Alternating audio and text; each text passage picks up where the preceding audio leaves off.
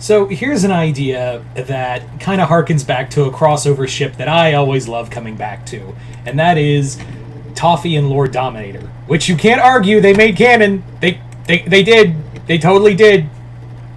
Okay, not really, but like the insinuation's there. Let me have this. Yeah. So this is, like I said, Toffee, Lord Dominator. Don't pay the ferryman. So this story begins with... it actually takes place after the events of both Star vs. the Force of Evil and Wander Over Yonder. So we follow Dominator, who is basically, like, she's on her ass. She is 100% on her ass and is basically... she's just kind of like wandering the galaxy, kind of down on her luck in a bubble, and she really doesn't have much in life. She's lost her ship, she's lost her robots, she's lost her the galaxy she took over and tried to destroy. It's all gone, and it's gone. It's all gone. So Dominator has to like just find a new way of living, but like after that, she doesn't know how to cope. But at night, she keeps hearing like these dreams. Like she keeps having these dreams of someone from her past. That someone from her past is Toffee. And Toffee basically is like trying to reach out to her and like in these dreams telling her like, you know, find me, bring me back, and only you can bring me back. And Toffee, and like Dominator like wakes up every day and she's like, oh great, my, now I'm having dreams about my dead ex. Wonderful. So in here, Toffee and Dominator were a past flame. They basically, when Toffee was a member of the Monster Rebellion and a soldier in Seth's army, he encountered Dominator, and basically they wanted to have her in their corner. And Toffee basically at first was meant to just charm her to get her in the army, but Toffee actually like genuinely caught feelings for Dominator, and likewise, and neither of them knew what to do with that, so they were just like, bye. So that was kind of the thing, is that they were more or less like, yeah, we caught feelings, and it scared us both. So, now, Toffee's... She did find out that Toffee died, and she was like, oh, that sucks. Anyway, I'm the bad guy. So, she basically is now... she's now having dreams about him, and she's like, I must be going crazy. That's the only explanation. I must be going out of my fucking mind, because there is no other reason or explanation as to why I would be, dreaming about my dead ex. But as the dreams continue, they become more vivid, and essentially what happens is that Toffee basically, like, reaches out to her and is like, no, this isn't, This isn't a hallucination or whatever. I've been trying to reach out to you through the afterlife, and basically dreams can connect us through the afterlife. So, yeah, I'm dead. You probably know that already. So he's explaining to her, to Dominator, like, only you can bring me back to life. And Dominator's like, I thought you were immortal. Like, that was the whole thing. Like, one of the reasons I really liked you was because you weren't gonna grow, you weren't gonna grow old and die. You were gonna stay hot forever. Like, what happened to that? And he's like, well, immortality kind of has, its pros and cons, but listen, I need your help. And there's there's something that I need you to get for me to bring me back. And and she's like, what? And he goes, look for the book, the book of Lazarus. And Lazarus was this cosmic sorcerer from a bygone age in space and time. And Lazarus was this master sorcerer of cosmic sorcerer. He was like something Ronnie James Dio would sing about. That's the best way I could describe him.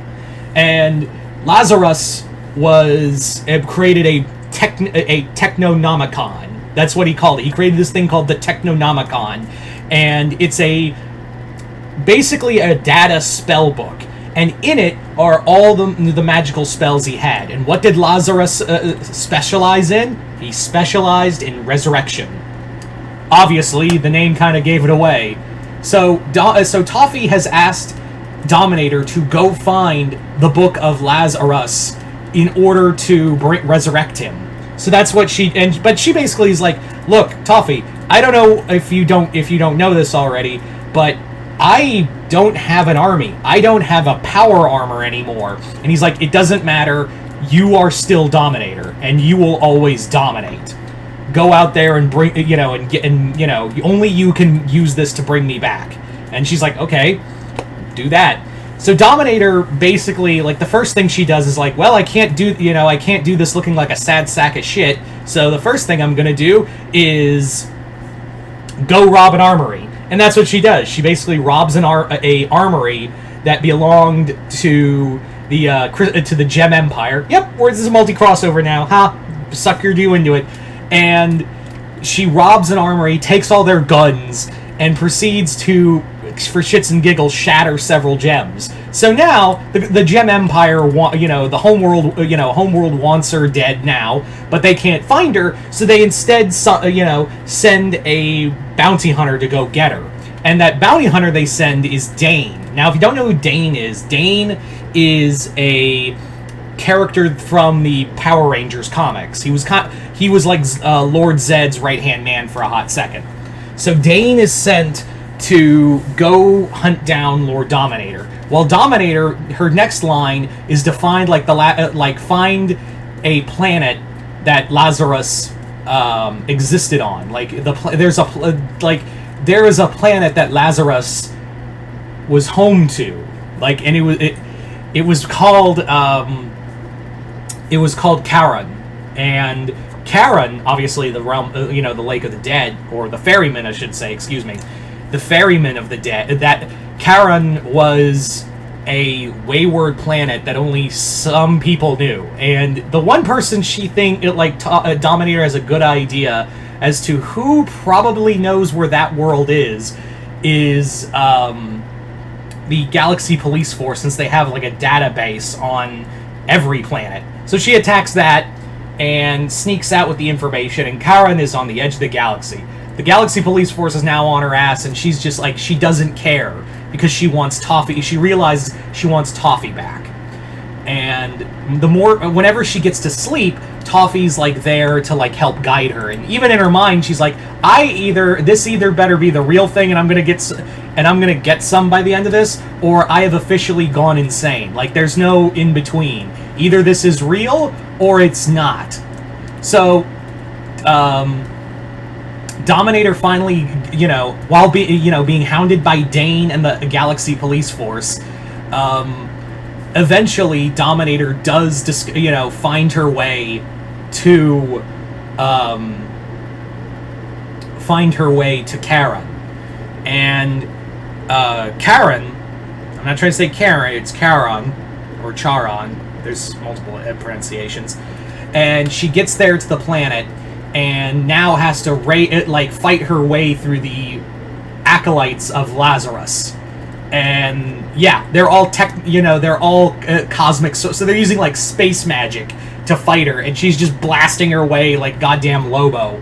By the time the Galaxy Police Force task force has been sent, which also includes Kione and Mahoshi and Dane arrive, but Dane disturbs them, and he's like, I don't get paid unless I get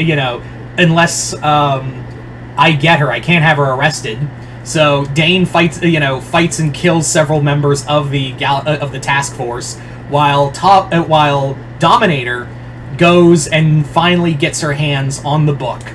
And through the book, she uses it to create a formula that she pours into a river, and through the river, Toffee's body comes back. The problem is his body came back, but his soul didn't.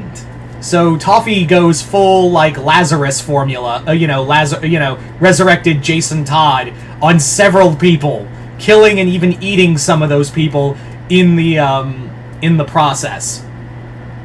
Until finally, Dominator's like reading through like, what did I do wrong? Where why didn't he come back whole? And she reads, and she's like, oh, you gotta be fucking kidding me. And now she knows why, Toffee, was reaching out to her, because the only way he can fully come back is if, is only through her love.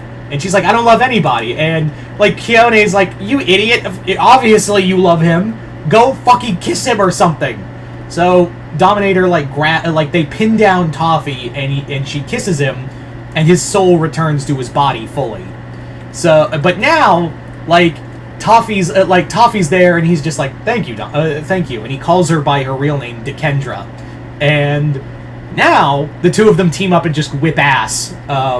Toffee, beats down Dane, and the two of them escape. And now, the Galaxy Police Force and Dane have to report back to the Jarians and Homeworld saying, hey, so two of the worst people are now together, and we don't know what to do now. So that's how the story ends, is cosmic natural born killers. Not so much Bonnie and Clyde, but more like the Woody Harrelson movie, right?